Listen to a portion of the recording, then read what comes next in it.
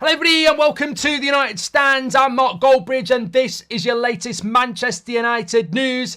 I hope you're doing well. Lots to talk about this morning. We're going to talk about INEOS and a very scary truth. I want to get straight into that. We're also going to talk about the latest about Dan Ashworth. Something that I've seen this morning that absolutely riles me. And don't worry, somebody hasn't put sugar in my tea. This is a footballing thing. We're also going to talk about Ralf Rangnick and the big Man United mistake. He could be about to get the Bayern Munich job. And how embarrassing would that be to a media that knows sod all and absolutely humiliated him for 6 months at this football club? I would love to see him get the Bayern Munich job and go, up yours, to the media around Manchester United, who, let's be honest, were absolutely disgusting towards him. We shouldn't listen to them. Also, I'm going to summarise the latest around the transfers. I was watching the Fabrizio Romano interview with Beth yesterday, so we'll summarise all of that as well. A lot to get into this morning. But let's fly straight into the INEOS scary truth and why this needs to stop. So look, we're a news show on the morning, so I will always give my opinion. You can give yours. But we follow the news, so I don't necessarily want to follow the news because I think a lot of it's a load of nonsense, but that's what the news show has been for years. Maybe we'll bin it off in the next 2 years. I'd love that. I'd love to bin off following the news because I think it's so fucking agenda driven. It's a joke these days. I mean, is it really news? It's just agenda, really, but it's still a news show. So let's get into it.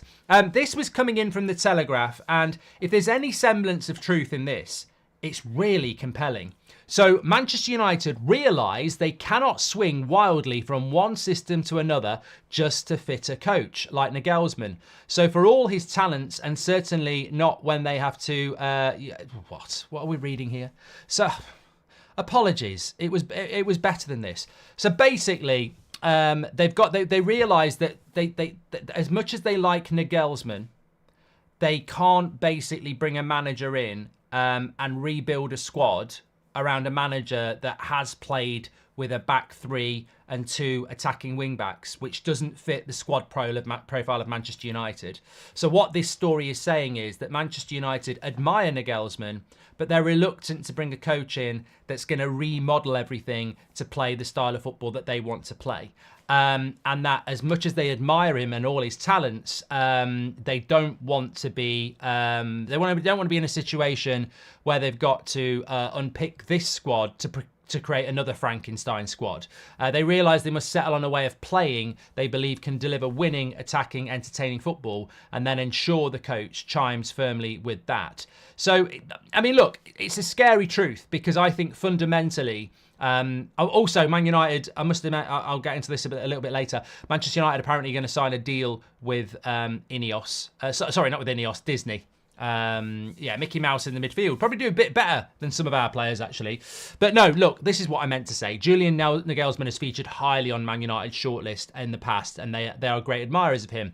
However, even before he extended his contract with Germany, there was a recognition among the hierarchy that the current squad is not set up for a coach who often deploys a back three and open wing backs that attack. I actually find this quite concerning because...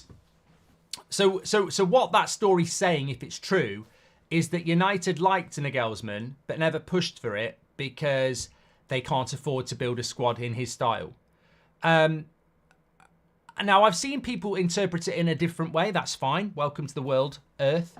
Some people have said, no, this is actually really good because it shows that INEOS are not just going to keep changing the manager with a different style and building a different squad. We're going to actually build to our strengths. The problem with that idealism is that I don't read it like that. I read it that Man United didn't pursue Nagelsmann because we don't have the squad to suit Nagelsmann, and we certainly don't have the money to build a squad for Nagelsmann or the desire to do it.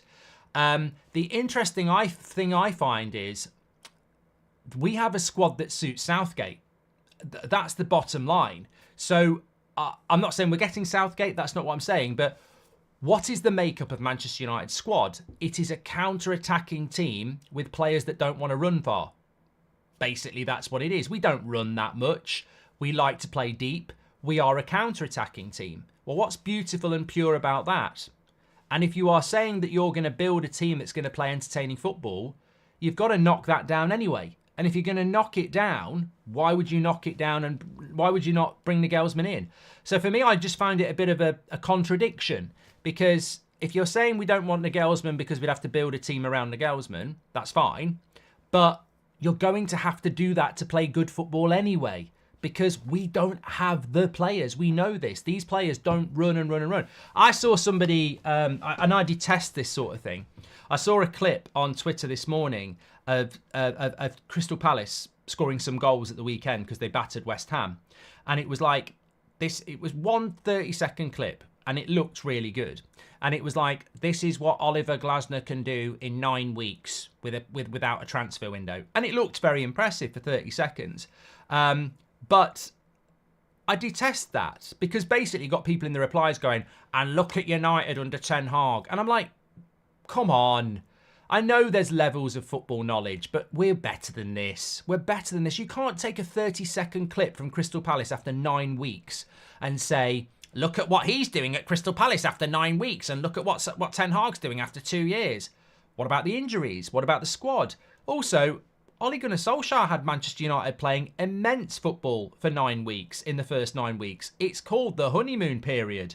Also, actually, the real mic drop is Crystal Palace under Roy Hodgson had players that will run and run and run. If you look at that Crystal Palace team under Hodgson, their running stats will be way better than ours. They're willing to run. They're willing to listen. You give Oliver Glasner Man United, he ain't going to get them playing like that, because we haven't got the players. I'm not going to name our players. You know our players. They're not capable of running like Crystal Palace do, and I don't think they've got the technical ability to actually pass to each other. First thing you've got to do at Man United is teach people to actually pass to teammates, and we don't do that. So you can never look at what Crystal Palace have done in 9 weeks or what Ange has done at Spurs and saying, wow, if you give them the Man United job, they'll do it. They won't, because we haven't got the players to do it. And that's been proven under Rangnick, that's been proven under Mourinho, that's been proven under Van Gaal. We've never had the right set of players for the manager. And people need to stop talking about this magical manager that's going to come in and turn it all around. We've been trying this for 10 years. Whether you're going to bring a new manager in or not, you've got to change the entire squad. And that's my point on this story this morning about, this needs to stop. This is scary truth from INEOS, but it needs to stop. We need to stop talking about managers coming in, because that's what that story is basically saying in the Telegraph. United didn't go for Nagelsmann because they don't feel he fits the squad profile. But we need to stop that. That has to stop. Now, I don't actually believe that's true in the Telegraph. It can't be true, because it would be a scary truth, and that's why we've put it in the title, INEOS Scary Truth ? Because it's in the news, it's from a credible journalist, it's in the Telegraph, but I don't believe it's true. I do not believe it can be true that United have said, we like Nagelsmann, but we're not going to go for Nagelsmann because he doesn't fit the squad that we have, and we don't want to buy a squad for Nagelsmann. So Nagelsmann plays some of the most exciting football in Europe. You're not going to try and get him to come to Manchester United because you don't want to build him a squad to play that style of football. You want him to come in. You would want him to come in and work with this squad. Well, that's terrifying, because this squad is a Southgate squad. It's a Tony Pulis squad. It's a Sean Dyche squad. It's a Thomas Frank squad. I said 3 months ago, if there's one manager that suits this squad, it's Thomas Frank. He plays with 30% possession, he defends compactly, and he counters quickly. This squad is a Thomas Frank squad. Well, that's not exciting. That's not Man United football. So if you want to play exciting football, you're going to have to spend money, because the squad needs clearing out. And if you're going to do that, well, Nagelsmann's the guy to go for. Look, I don't want to sack Ten Hag, but we've spoken about that for 48 hours. What we're talking about here is the news. And I just find it weird that there can be any truth in this story that United avoided going for Nagelsmann because they don't want to bring a manager in that they've got to build a team for. They want somebody to come in and work with this. But that's the mistake of the last 10 years. We've got to stop doing that. This has to stop. That squad cannot play like Man City, Arsenal, Spurs, Villa, Liverpool. It plays like Everton and Brentford. It's a counter-attacking team. It can't be what Man United's all about. So if you want best in class and you do want to sack Ten Hag, Nagelsmann was the best manager available. And a story saying we haven't gone for him because we don't want to build a team for him screams to me that we've got no fucking money. And that if we've got no money, we're going to do what the Glazers do. We're going to sack one person and blame them for everything and say, come on down, another manager. What can you do with this pile of shit? Because that's what we've been doing. This is what Mourinho was talking about in his interview yesterday. This is what Ten Hag will talk about in 2 years when his NDA's gone, when he's been sacked. This is what Ollie was talking about 3 months ago. This is what Van Gaal spoke about when his NDA fell out, non-disclosure agreement. Every manager that's been sacked by Man United, as soon as that payout clearance period is over, they come out and say, I didn't get the players I wanted, the players that were there weren't good enough, and I didn't get the support I needed. So we've got to stop doing this. I don't actually care. And I've got a very interesting take on the manager, but it's not about me saying Ten Hag in. I've said it enough. You've said it. You've said what you've got to say. Let's just live and let live about this, because the comments on the videos over the last 2 days are just ridiculous. If you're pro Ten Hag, can you come back to the video and just put a comment in? Because it's like you get 70% of you saying you don't want to change the manager, and then you read the comments afterwards. And I know the moaners speak. If you go on TripAdvisor and you look at a really nice hotel, the majority of the replies will be just some miserable moaner. I know how comments work, but bloody hell, it's so negative. I get it that you want Ten Hag out. You know I don't want to change the manager. Like, you're watching the video, you're not going to change my mind. Do I really need to read every bloody comment about, why it's Ten Hag out? Like, we know, we get it, but we're not talking about that. What we're talking about is the news.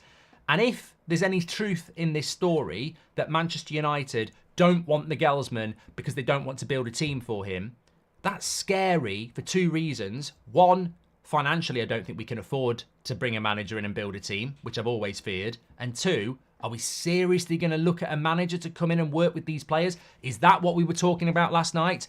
You know, Jason Wilcox for the next month has got to work with Ten Hag to assess how well he works with this squad. I mean, it was literally in that article last night. Jason Wilcox is going to assess how Ten Hag works with this team and the relationships he's got. What the fuck? What the fuck? So basically, if this is true, and I can't imagine it is, but they're basically going to look at how Ten Hag treats the players.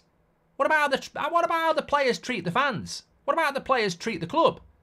It's not Ten Hag running around. Well, running around would be a nice start. Like, we need to clear out that squad. Whether it's a new manager, whether it's Ten Hag, we need to clear out that squad. And it terrifies me that a story would go out saying that we like Nagelsmann, but we don't really want to bring him in because we don't want to build a team for him. We want somebody that fits the team we've got. Well, we're screwed. We're absolutely screwed. If that is the case, what would you do? What would you do if you had to bring a manager in to work with that squad? Why would you do it? Why would you waste £10 million sacking Ten Hag and recruiting a new manager? I'd just say, I'll tell you what, I've made a big, massive mistake. I thought I was buying 25% of a club that I could build. It's absolutely fucking ruined. Get Qatar on the phone, let's cash out. I mean, I just wouldn't bother at all trying to bring... If that's the remit, we're going to have to bring a manager in to work with this squad. We're absolutely done. The players don't even work with each other. Garnacho, Mainu and Højlund don't work with Bruno, Rashford and McTominay. It's like I want to play like this, they want to play like that. I've never actually, I've just riffed that actually. I've never thought of it like that. We moan about managers, we moan about players, we moan about owners, but actually when you deep it, we have never had this chat, and I don't think I've ever heard it anywhere else, and fair play if I have, if it has been said. But when you really deep down it, and you move away from INEOS and the Glazers and Ten Hag and the coaching, when you look at the team, our best 11, so let's say Onana, Dalot, Varane, Martinez, Luke Shaw, Casemiro, Mainu, Bruno, Rashford, Højlund, Garnacho. As an 11 players, it looks really good, doesn't it? But does it actually work together? Do those players actually fit each other in relation to the way that they play? 11 players together can look amazing. Real Madrid did that, but that was just Galacticos. We haven't got Galacticos. But I don't think it actually works, if I'm being honest. I don't think we've actually built a team ever that works together. So it'd be terrifying to try and bring a manager in to get the best out of what we've got. It's a contradiction, actually, isn't it? Because what is our squad? It's a bit of Mourinho, it's a bit of Van Gaal, it's a bit of Ollie, it's a bit of Ten Hag. It's a mismatch. It needs clearing out and a vision building. So why would you dismiss Nagelsmann when you know you've got to clear it out and you can build something new. What you need to do is get the best manager you can, and it may well be Ten Hag. I think it should be for another summer, but you need to give that manager a fresh canvas. That's what we need to do. Don't give him different pictures to put together that don't fit. So that's why I'm scared about that story, because it's a nonsense. It has to be a nonsense to say we're not going for Nagelsmann. We're not going to go for a manager that's got a really good style of football because we don't want to build another team. We want to stop building teams and work with what we've got. What we've got is a mismatch. It's not workable. It's many different pieces of a jigsaw that don't make a picture. Right, let's move on. So I'm gonna be a little bit. There's going to be a formula to this, but I want to sort of go to something different, and because it is a new show. Manchester United are apparently going to sign a deal with Disney. It's going to be a very quick story, this one, but Man United are going to sign a deal with Disney, predominantly around making TV shows for Manchester United. A multi-million-dollar deal to create documentaries about the club. It would focus on the club's era of success under Sir Alex Ferguson, etc. A deal has not yet been finalised. You know what? Jokes aside, we could put Sebastian the Crab in the midfield, crab football, side to side. We could put Mickey Mouse in defence. Yeah, probably. Yeah, we could do with Mickey Mouse at the back at the moment. Donald Duck would be a good captain. He's very opinionated and stubborn. But jokes aside, is Casper the Ghost Disney? Because we could do a transfer swap with McTominay, couldn't we? But I don't think Casper is Disney. I don't know. Who's a famous ghost from? Wasn't there a ghost in Ratatouille? Anyway, was it began with a G? My point is, we can joke about that, but actually, there was a very good documentary on Disney about Tom Brady called Man in the Arena. I watched it when I had COVID about 3 years ago. Really, really good. So if they're going to do really well-produced documentaries, Disney do some quite good ones. So look, at the end of the day, we can joke, but I don't really have a massive problem with it. The Gusto Mark says, Diz, that was it. The mainstream media want to sack sack a manager for ratings. ESPN, your pal Mark Ogden too, says Nicholas Addy.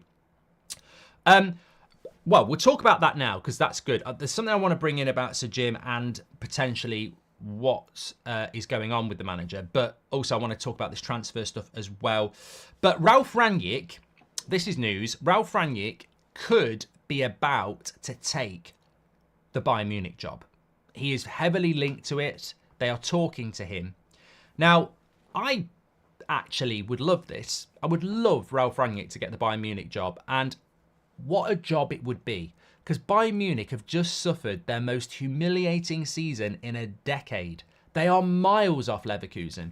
So if Rangnick takes that job and they win the Bundesliga next year, it's not, people can't say, well, Mickey Mouse could manage Bayern Munich to the Bundesliga. You could have said that 4 years ago, but not anymore. Leverkusen have absolutely wiped their arse with Bayern Munich. So if Rangnick goes to Bayern Munich and wins the Bundesliga, he's one of the best managers in Europe to do that. It's a major achievement. It's a big club.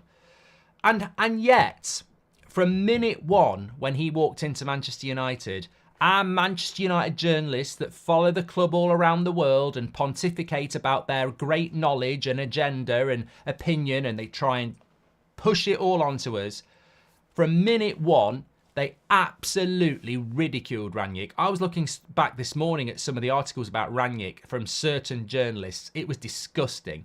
I mean, I don't know whether it was based on the fact they knew nothing about him, ignorance, xenophobia. Well, I don't know. I don't know what it was about, but it was disgusting. And for me, they never really understood who Ralf Rangnick was. It was almost like they thought he was a supply teacher from Germany because he wore glasses. They absolutely rinsed him and had no idea about his footprint on football over the last decade and what he's done in building clubs, basically a style of football that a lot of people have implemented. If he gets that Bayern Munich job and does well, it will be a massive up yours to all those so-called experts who rinsed him for 6 months when he actually has spoken the most sense at this football club since Sir Alex Ferguson. His interviews were brilliant. He knew exactly how to build a football club. He was a good coach, and he never got a chance. And also, not just the journalistic world, Manchester United, John Murtaugh, Richard Arnold absolutely dropped the ball there to protect themselves. He was the guy that should have took the director of football job. If we'd have given Rangnick the job in that May as director of football, where would we be now? Where would we be now? It was absolutely ridiculous. They did, like Nadeem said, it was like Carragher talking about Martinez. Just didn't have a fucking clue who Ralph Rangnick actually was. And look, he's never going to come back to Manchester United, but he'll always be somebody that I respect because he was one of the few people over the last decade that got it.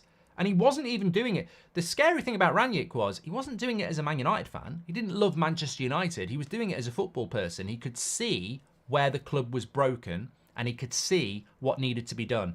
And it's amazing, isn't it? Because 2 years later, there are fans like myself who are like, I don't care what they do with the manager, but do not sack him first before you've done the clear out. And people think that this is a bit of a predictive thing. I had somebody say to me yesterday, you're obsessed with clearing out these players, Mark. The manager needs to go first. A clear out can happen in the next 2 years with the new manager. And that's, that's fine. That's fine if that's what you think. But my insistence that we forget about the manager and clear out this summer first 10 plus players, it's not actually my idea. Ralph Rangnick said it 2 years ago. He just used a different word, open heart surgery. And he said about 10 players need to go. So this summer, which really should be about a clear out as a priority, is 2 years past its sell-by date. And it came from Ralph Rangnick. So look, I think the guy is the best, one of the best things that's happened to us in the last 10 years. And I wish him all the best because I thought he was treated like shit. And I hope he does get the Bayern Munich job. He's doing a good job for Austria. But that's international football, isn't it?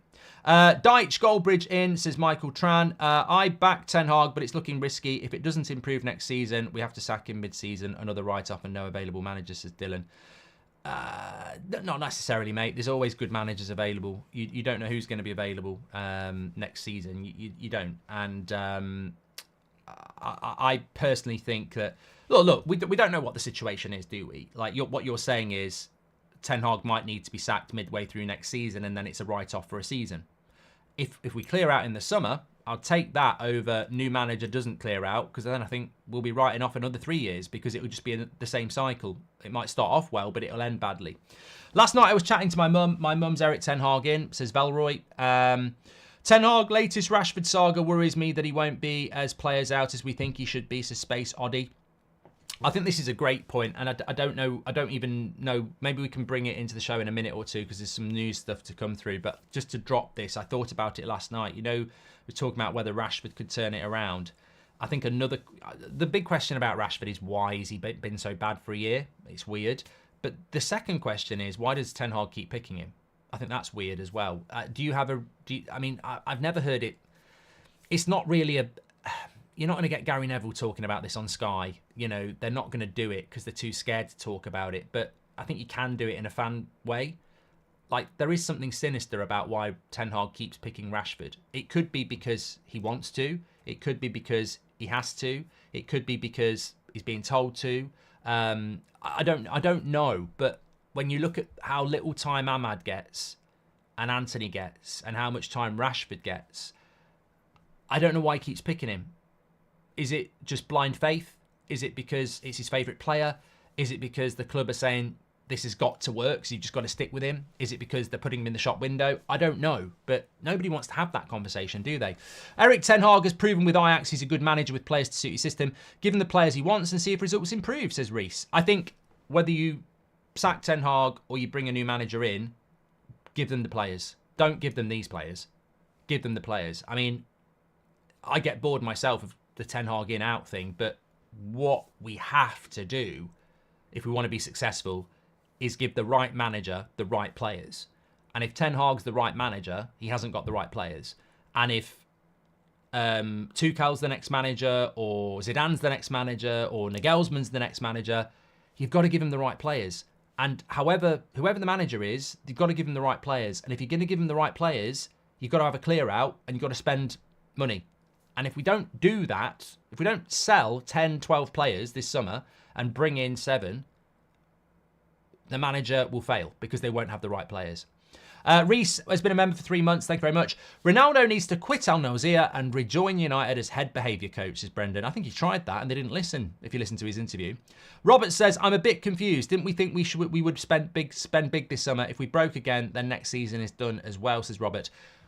To spend big this summer, you've got to sell 10 players. We've been through this before. Very quickly, we can raise 150 million quid by Greenwood, Sancho, McTominay, Maguire, Varane, Casemiro, Aaron Wan-Bissaka. There are more. Martial's wages, Eriksen. There are ways, Donny's wages. There are ways to get to 150 million pounds. And with 100 of our own money, you've got 250. You can get 7 players in for that. But you've got to sell those players. I don't know whether they are. I mean, I'm going to summarise what Fabrizio said yesterday. I mean, Ten Hag needs help. The next manager needs help. Like, we need Dan Ashworth in now. There was a story breaking last night that Dan Ashworth was very close to joining Manchester United for £12 million and would start on June the 1st.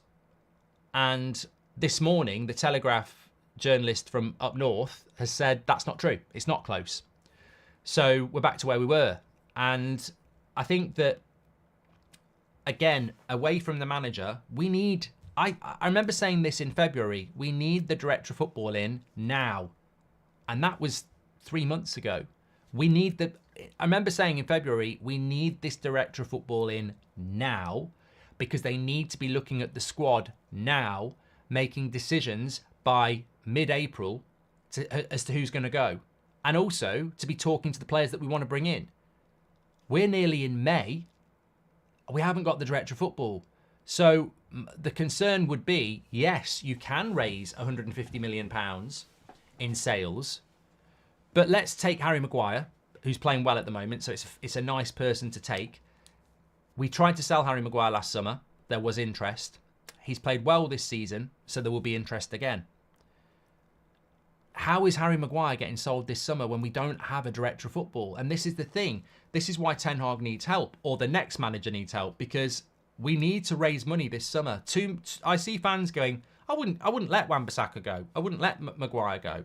And you go, well, okay, you've got to let somebody go, because if you want to buy players, we've got to sell players. We're not Man City. We don't have the revenue gap to just spend money and not sell. So we've got to sell. How are we going to sell these players? Now, Fabrizio said yesterday that you can basically take it that Varane's going. There's no contract on the table, which I don't necessarily understand that, but that's up for debate. But Varane's easy to let go. He's out of contract. Is that just a money-saving exercise?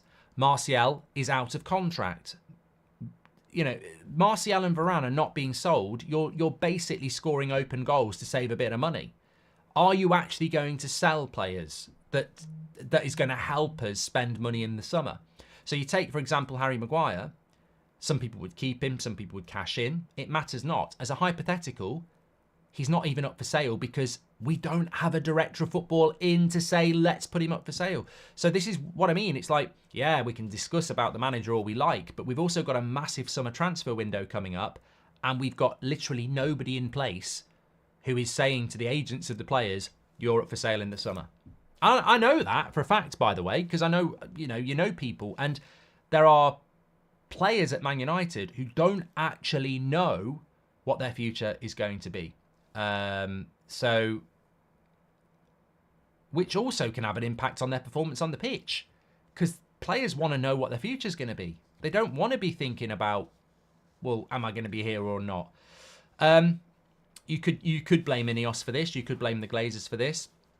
I think Sir Jim's already explained it. I think there's a frustration. He said it at the end of the marathon. We spoke about it yesterday morning. We've got these people that we want at the football club that we can't get in because they're on gardening leave. And it's going to require patience. We can't switch the switch. So, yeah, we needed a director of football in 2 months ago. We still haven't got him now.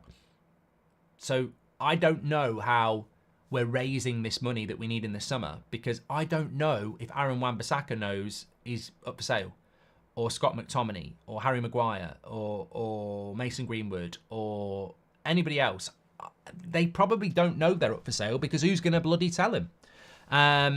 Mark, I'd be happy if 12 players left and 4 or 5 came in and the rest were promoted from the youth and build from there. Might get worse before it gets better, but I take it to get rid of these players, says Yozu. Well, the interesting thing about promoting youth players is that when you look at United, Garnacho, Højlund, and Rasmus and Mainu are 3 of the players that actually, I know Rasmus isn't scoring goals at the moment, but they are 3 players that sort of get it. You can see the work rates, you can see the energy, you can see the confidence. So if you can bring another couple of young players in and supplement that with 4 or 5 signings, yeah, we'd have to be a little bit patient, but I think you'd get the energy and attention. But whether United want to do that, I don't know. Philip says, I do think it will be Southgate. If England underperform, he won't be appointed. If they do well, FA will want to keep him for the World Cup. No, he says, I don't think we'll get Southgate. Michael says, Erik Ten Hag is playing Rashford to show everyone just how lazy he is. It's working, says Michael. Yeah, but it's damaging his job as well. I'd never subscribe to that. The question is, will we even get our targets, says Ali. Can you sell players that nobody wants to buy, says Terry. Mate, people will buy McTominay for 30 million. People will buy Harry Maguire for 25 million. Saudi Arabia will buy Casemiro. People will buy Wan-Bissaka for 30 million. You've just raised 100 and something already. People will buy Greenwood for 35 million. That's 100. You're nearly at 150 already. So we've got players that can sell. We can sell, definitely. The question is, are they up for sale? Ten Hag will, with Barca Academy is written in the stars, and United will be where we were in 5 years when Arsenal and City were dominating, says Akil. I hope Ralph wins the Euros with Austria and then the treble with Bayern, says Emrano. 10 players ain't going either way, says Robert McCormack. And I don't know, Robert. Depends what type of 10 players you're talking about, because Martial, Varane, Donny, Mabry, Brandon Williams, that's 5 straight away. So, and they're open goals. So that's 5 straight away. We're halfway there. We're John Bon Jovi, but they're not the 5 I would like. I want. If I was selling 10, for me it would be Wan-Bissaka, Maguire, Lindelof. It's hard to get rid of one of the left backs at the moment because they're both injured, and I like Luke Shaw, so I'm on 3. Probably Varane's going to go, for being honest. Casemiro, that's 5. Sancho, Greenwood, Martial, McTominay, Eriksen. So that's 10 straight away. And there's more. There's more that could go. Last night I was talking to my mum. Okay, let me just catch up on these. Don't know what to say after seeing Rasmus celebrating alone after the winner, says Francesco. The players also show that the dressing room is in a shambles by doing that. Sanil says, Mark, you keep saying the new manager will play same players, so what assures you that Ten Hag will get rid of these players with his horrible tactics, says Samuel. Thank you, Mark. And to the United stand for Harry's 8th birthday shout out. He loved it. Thank you, Mark, again. Erik Ten Hag in, says Viking Steve. Happy birthday to Harry. So does that mean we're not going to get rid of the players to suit Erik Ten Hag? So our only choice of manager is counter-attacking football, says John. We need to have a base of honest, hard-working players who will play for the shirt. Build from there, says Ginger. Hi, Mark. Off topic, but it's my birthday, says Patrick Lynch. Just wanted to say thank you to you and the United Stand community for all the great content. Happy birthday to Patrick. Legend. Arnie Slot to Liverpool is my nightmare. Ten Hag in, says Robin. Player power, Mark, says George. I just do wonder if player power will disappear from this football club. It's definitely there. It's not a what do you call it? It's not a myth. Player power is definitely there. Neil Custis in The Sun has said that Erik Ten Hag is set to be sacked by Manchester United this summer. Even if he wins the FA Cup, he's increasingly unlikely to keep his job. I love updates like this. I mean, Neil obviously woke up this morning and decided to type shit. I mean, why do people even put that out? Why would you even waste your time putting that out? Why would you retweet that? Like, why would an aggregator of the quality of MUFC MPB bother putting that out? It doesn't say anything, mate.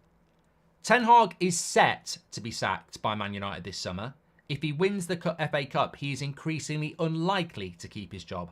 So he's set means he may. He is unlikely to keep his job means he might not keep his job.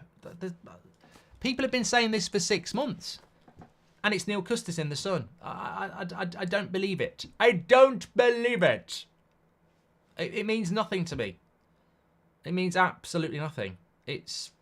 Because it's not... If he says Ten Hag is 100% getting sacked, the decision has already been made, and he's got the balls to stick by that on April the 23rd, fine. We'll all go, Neil Custis said he's definitely getting sacked. He's lost his job. And we can all remember that. And then at the end of May, when it's right, we can say, oh, fair play.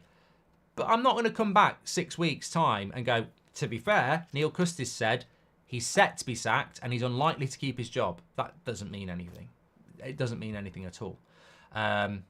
Which raises a good point, actually. I was going to bring this in. Has anybody... Look, you get...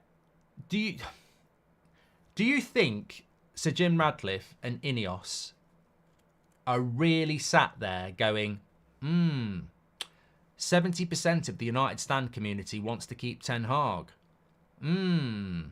Samuel Lucas says sack Ten Hag.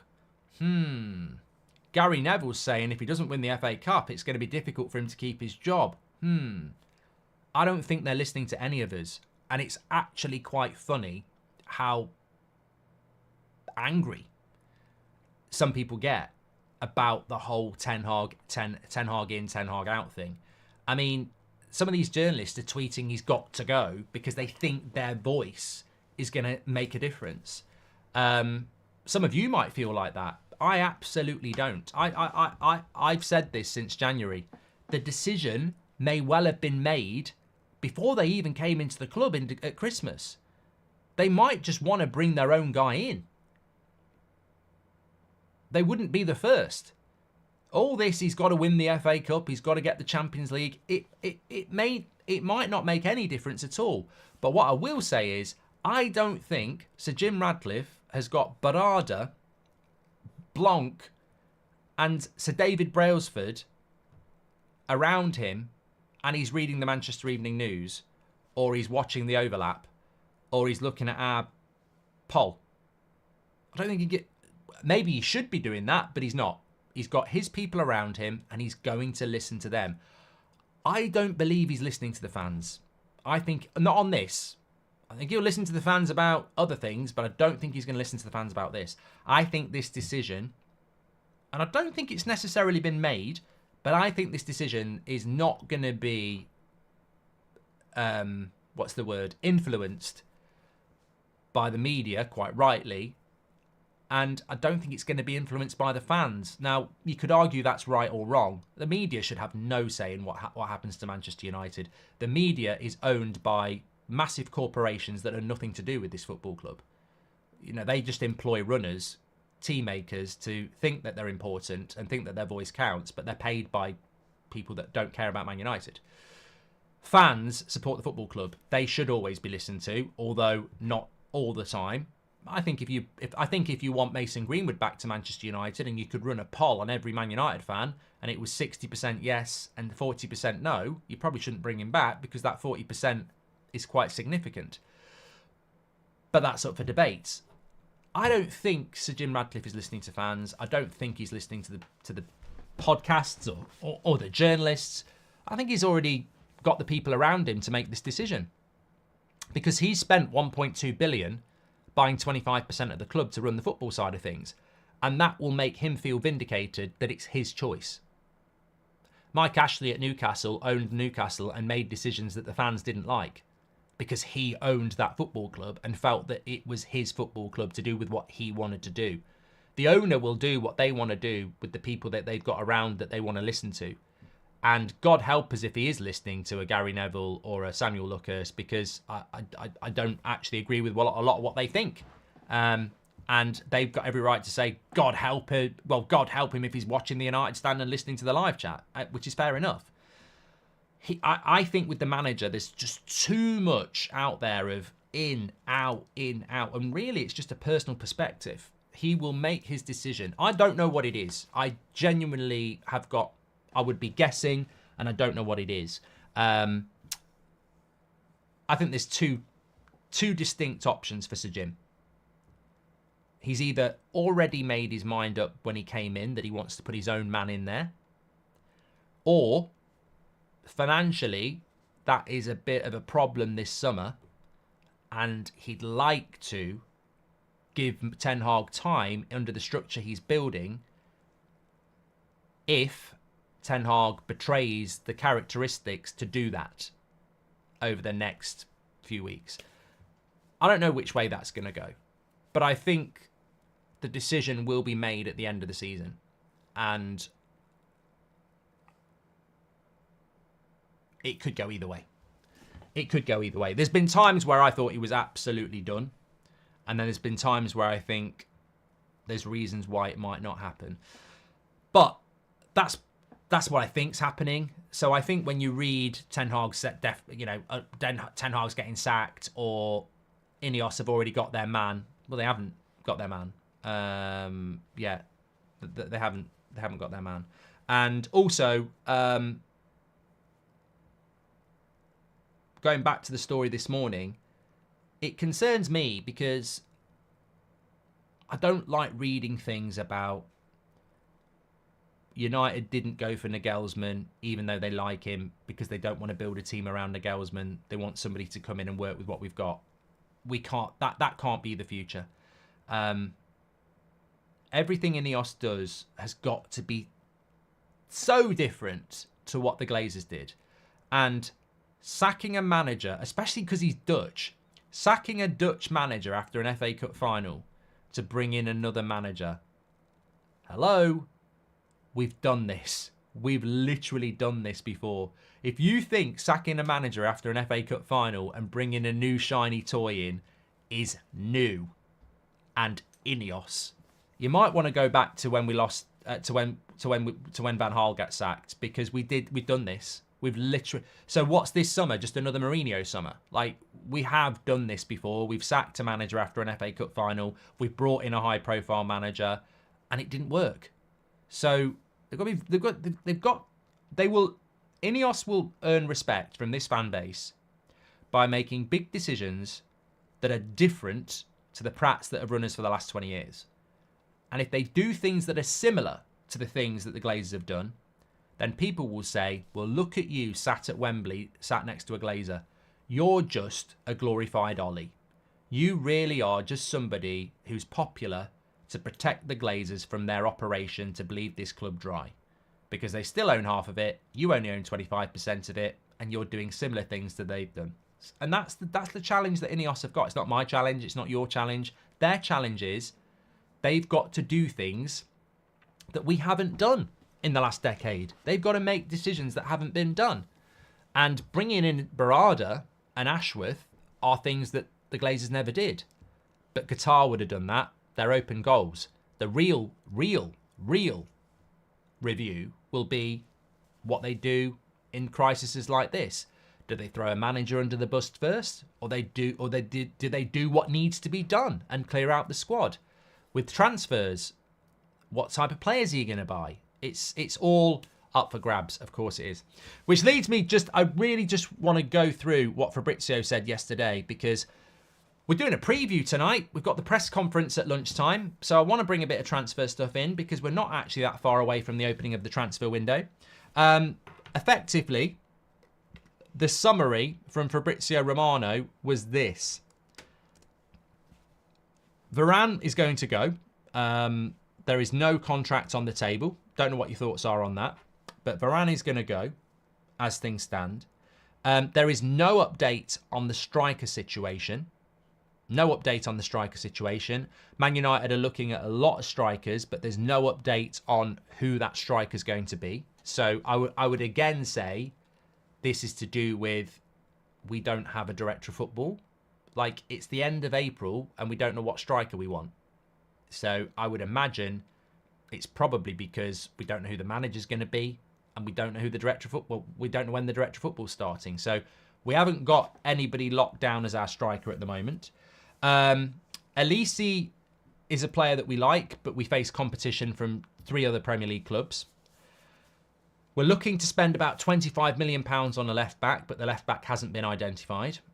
Todibo prefers a move to the Premier League, over an Atletico Madrid. And Branthwaite is a player that Man United like, but they're waiting to see what the price will be from Everton. So when you summarise all of that, what does that say to you? It says to me, no change. And it says to me, no plan at the moment. It says to me, things are on hold. Because I'll tell you now, by this stage in April, in previous summer transfer windows, we've had deals very advanced. And we've known those players. This, at the moment, is a bit like 2 years ago when Rangnick left and Ten Hag came in, and Ten Hag said, I don't want those players, so we had to quickly work on a different set of players. And it can be done, but we didn't start working on those players till May. So I think at the moment, United don't really have much in place because we don't have a director of football in place. Now, Stian says Varane has to stay. Varane still could stay if Dan Ashworth comes in quick enough and says, I would actually keep Varane. But we clearly don't know the striker that we want. We clearly don't know the centre-backs that we want, the left-back that we want, the budget we're working to, because everything is on hold around who is going to make those decisions. And Jason Wilcox can help, but in a way, Jason Wilcox will do that job for a month, and then Dan Ashworth could come in and say, well, I'm in charge now. So I don't know how it's going to work, but I think it goes some way to explaining why things aren't moving in multiple directions and why the club is in this limbo at the moment. And it does have an impact on the first team because some of these players don't know what's happening either. And that can be quite, for the modern footballer, they're pampered. They want to know what's going to happen, and they're sort of locked in this uncertainty at the moment. And I had hoped that that might lead to good performances because they might think they're in the shop window. But if they don't know if they're in the shop window, you can get this indifferent form that we're getting at the moment. Yannick says it did work to an extent with Jose. Most points in a season since Sir Alex, Europa League trophy, Carabao Cup, FA Cup final. Not too bad in my opinion, says Yannick. But you're comparing the good Mourinho season. He didn't get that in the season he got sacked. We can all point to a good season. Ten Hag had a good season last year. Ollie had a good season. It didn't work, Yannick, because he got sacked. That's what people are saying. Mark, surely if we're bringing in best in class, and he got sacked because of player power, Yannick. Let's call it for what it is. Mark, surely if we're bringing in best in class above the manager, these people aren't stupid, and we'll see it's the players above the manager, says David. You'd hope so. FA Cup final date just confirmed as the 25th of May, says Sanil. I think we all knew that. It's always been that, mate. Well, if you didn't know it, you do now. Number one realises that Rashi was only good because Martial sucked in defenders, freeing Rashi up. Do you really think Ten Hag will do a clear out, including Rashford, says Parker? He may not get opportunity to do a clear out, mate. Jim said we have to be patient. It's not going to be a 6-month fix. We are looking at maybe 5 years to be back at best, says Fozzie. I agree. Said it perfectly yesterday, Mark. No new manager can come in and properly evaluate who needs to stay and go without witnessing it firsthand. Only way forward is players out first and go from there, says ABC for Dogs. Our club is a sleeping beauty. Awaken the beast. Nice little Disney reference. One manager that dropped Rashford for a long period of time was Rangnick, and they couldn't wait to get him out the door. He's the player power problem, says Levi. Dane, welcome to the Members Club. You're a legend. And Yozza said, I'd be happy if... I've done that one from Yozza, haven't I? No, yeah, we've done that about the youth. There's an interesting point here. What are the odds of Rashford leaving, says Patrice? Absolutely none. James, thank you very much. There was a really good comment here. Clear out. Yeah, that was it. There are some people out there that think that if we sack Ten Hag, we can still have a summer clear out. I don't know how that works. I can't think of it. There might be an example out there. If one of you know, get in the comments. But so Jim makes his mind up. It's going to be up to him. We won't influence it. Nobody will. But I think what you've got is two trains of thought. You've got people who want to sack the manager and think a new manager can make it work. And then you've got people who want to clear the players out and the manager's secondary. I don't know of a scenario where a new manager comes in and sells 10 players. I don't even know how that works because you'd be doing it blind. Like, Dan Ashworth would be there in the summer, but he's not worked with these players. Barada will be there, but he's not worked with these players. And then a new manager will be there, and he's not worked with these players. And as we've said before, some of these players won't be back in training until late July. McTominay's in the Euros, Maguire's in the Euros. You know, a lot of these players won't be back until late July. You need to know you're selling them before late July. So a new manager that's not worked with them, a new director of football that's not worked with them, and a new CEO that's not worked with them is going to ring them up in June and say, "You're for sale, mate." And they're going to go, "Okay, I'll get my agent onto it. Bit weird. I've never met you. I've never worked with you. But if you want to sell me blind, that's fine." I don't think that would happen. So I think if we bring a new manager in, it'll be more of the same players next year. And we will probably get a bounce. Let's be clear. Some of these players that you want to sell are capable of turning it on for the first manager in the first year. We know that. But it's year 2 and 3 where the problems always happen and you're back on the hamster wheel. So I hope INEOS are taking that into account, that you can't really sell 10 players with a new manager that's never worked with the players and they're not back until July, when you've got a director of football and a CEO that's never worked with the players as well. There is a flip side. If you keep Ten Hag, do you trust him to sell those players? Well, he tried to sell Maguire last summer. He was open to selling McTominay last summer. Rashford's not going anywhere anyway, so I think he probably would. But the decision is not mine. It is not yours. It is not the media's. It will be the club's, and I hope they take everything into account. Anyway, great show again this morning. Exhausting. I'm going to get off and get a cup of coffee. Hope you have a fantastic day, whatever you're doing. We have got reaction to Ten Hag's press conference at lunchtime. There could be some questions asked of him. As I said, we might have a journalist who is watching the show. We might have an advisor to a journalist who is watching the show. We might have somebody at an outlet who's watching the show who knows their journalist is going to the press conference. We don't get invited to the press conference because we're toxic, apparently. But if I was at the press conference today and I was a journalist and you wanted to ask a question that the fans want answering that would give you credibility, my question to Erik Ten Hag today would be, Erik, Marcus Rashford has been universally understood to be underperforming all season. Why do you keep picking him every week when you've got options on the bench that maybe could perform better? And that's your question. We want that answer. We want that answer. We want to know. And you could also ask, if you're really brave, you could ask, are you under pressure to keep picking Marcus Rashford because he's the best paid player at the club? That would be a massive question to ask. Why can't you ask that question? It would be brilliant. I would applaud it. I would do a tweet about it. I would say, this is the best question in a press conference for years. Erik, you've been picking Marcus Rashford all season. He's massively underperforming. He looks low on confidence. Why do you keep picking him? Are you under pressure to pick him because he's the best paid player at the club? And wait for the answer. What a question. What a question. It won't get asked. Can I also say, check out the podcast, Goldbridge Saves Football. This is the most listened to podcast we've ever done. And the reason for that is it's absolute fire. It's about football. It's about the incompetence. It's about everything. Give it a listen. And also, you know, Nottingham Forest did that tweet. And you know, Liverpool did that tweet. And you know, Arsenal did that tweet about horrific decisions.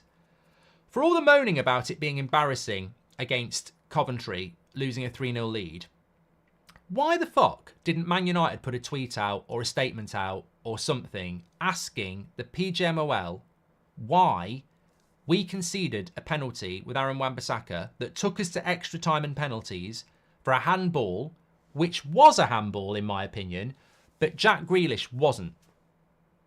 Why are Man United not stepping up to the plate on this? Because there is no way in a million years that Wan-Bissaka's is a handball if Jack Grealish's wasn't. I think they're both handballs, and I think the Grealish one is absolutely disgraceful, and I think Wan-Bissaka's was a handball. But why have Man United not questioned that? Why do we just accept? I think what Liverpool did and what Arsenal did and what Forest did at the weekend was brilliant, because it's sticking up for the fans and it's saying enough is enough. Why did Man United not say, in the same penalty box, in the same tournament, in the same semi-finals, we saw 2 handballs. One hit Wan-Bissaka's arm from a metre away. He can't move his arm, and you give a penalty. Grealish has his arm out from 20 metres away, doesn't move his arm, it's out, hits his hand. Not a penalty. Why don't Man United fight for themselves? Why don't we fight, show a bit of fight? Because we've won anyway, but that was a disgrace this weekend. An absolute disgrace. And we've done nothing about it. We've done nothing about it. And look, we are shit. We're absolutely shit. And Coventry were unlucky. But if they'd been consistent, they wouldn't have given the penalty against Wan-Bissaka, and we would have won in 3-2. And we wouldn't have had to go through all that shit. So I don't know why Man United don't step up to the plate more. I don't know why they don't fight for themselves a little bit more. Because the fans would be behind that. Like, why is... And to be fair, I've seen a lot of those Wan-Bissaka ones not given. Everton they didn't get given a penalty for the same thing. Literally the same thing. Wan-Bissaka, I think it's a penalty, but he can't move his hand. He's in a natural position and it hits him from a metre away. Grealish jumps in the air from 20 metres, hits his hand, no penalty. It was a disgrace. It was an absolute disgrace. United say nothing about it. Why? You should say something about it. Anyway, the podcast's all about that. Loads of that. Check it out. Thank you, everybody, your legends. And let's see if the question gets asked in the press conference. I will give away 100 memberships on the show at 7 o'clock if that question gets asked. I guarantee you it doesn't. Speak to you later.